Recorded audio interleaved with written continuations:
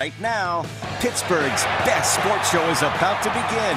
Call us or tweet us. We got things to talk about on the Ireland Contracting Nightly Sports Call. Thank you very much, Kim. Welcome, everybody, to the Ireland Contracting Nightly Sports Call. I'm Josh Taylor in tonight for Bob Pompiani. Quite a bit to get to for tonight's show.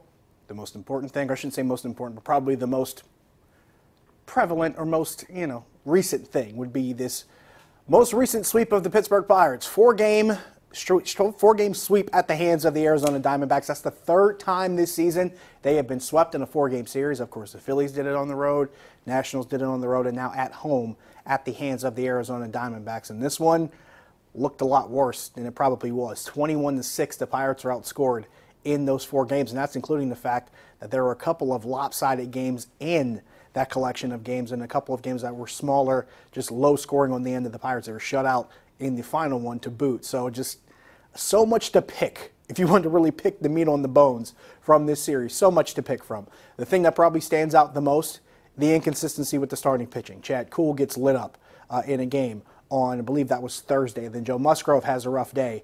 I believe that was yesterday. And then you have Trevor Williams, who actually pitched somewhat well considering that he gave up 3 runs in the first couple of innings, but he lasts 6 innings altogether.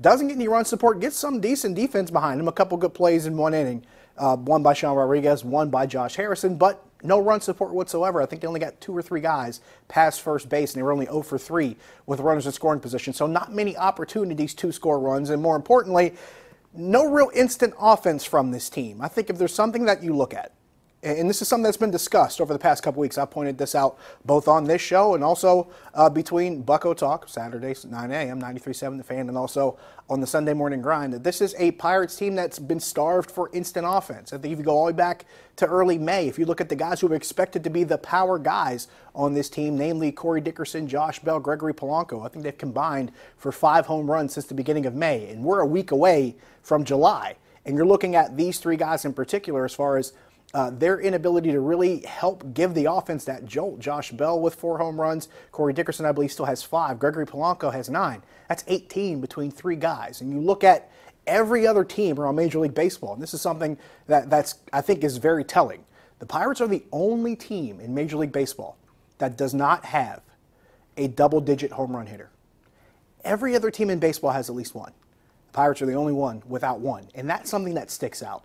So the inability to create instant offense, I think, sticks out there.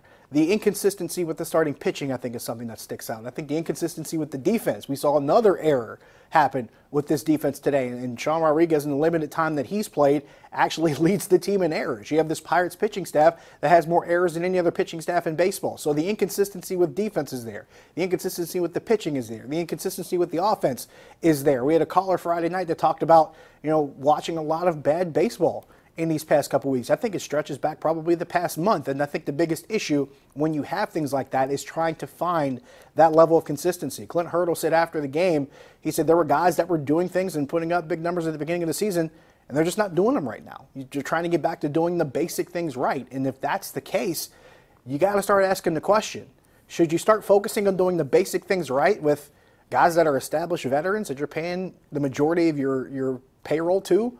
Or should you be focusing on the basic things with the guys that are coming up behind them, the guys that should be part of your future, and start looking towards maybe starting all over with what you have? Because when you look at this lineup, you already got a couple of rookies already in Austin Meadows and Colin Moran that you can probably say, hey, these are guys that aren't going to do a lot this season, but they could be more useful guys in a year or two. Maybe look at those guys. Maybe look at a guy like Nick Kingham, who could be more useful in a year or two. A couple of these young relievers, like an Edgar Santana, that could be useful more in a year or two. Kyle Crick in that group, Michael Feliz in that group, who, by the way, just went on the 10-day DL with a shoulder injury, and Clay Holmes was called up. He pitched 2 scoreless innings today. Maybe he can be involved in what your future could be. But how long do you continue to sit and see what you're seeing from this group of veterans that really isn't progressing, that's not growing, that's not really showing any kind of improvement from 1 week to the next or 1 month to the next, or if you want to be more particular, 1 game to the next? When do you start to draw the line? I think that's the question we're all asking ourselves, not just with individual players. And I know people ask that question, when do you draw the line with Gregory Polanco? When do you draw the line with Josh Bell? People have been asking for the past couple weeks now, when do you draw the line with Sean Rodriguez? There's so many different individual questions you can ask, and they all kind of feed into the same thing. with this team? When do you get to the point where you have to say, you know what, enough is enough?